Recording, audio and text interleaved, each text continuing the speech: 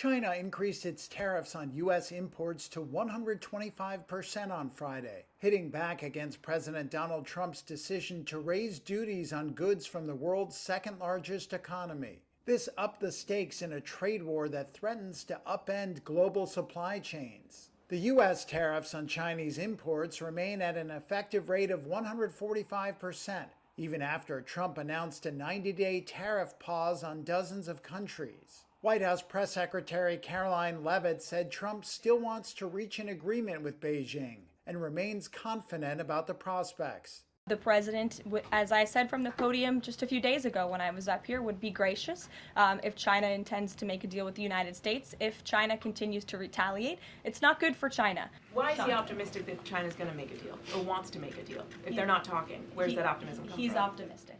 The head of the World Trade Organization, Ngozi Okonjo-Iweala, said the bilateral dispute could damage the global economy. Further escalation becomes tantamount to a shutting off of bilateral trade between the two countries, a decoupling. The negative macroeconomic effects will not be confined to US and China alone, but will extend to other countries, especially the least developed nations. Of particular concern is the potential fragmentation of global trade along geopolitical lines.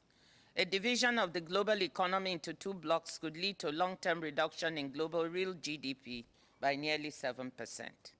As Chinese President Xi Jinping talked trade on Friday with Spain's Prime Minister in Beijing, his finance ministry called Trump's tariffs completely unilateral bullying and coercion. China indicated this would be the last time it matched U.S. tariff rises, but left the door open for other types of retaliation.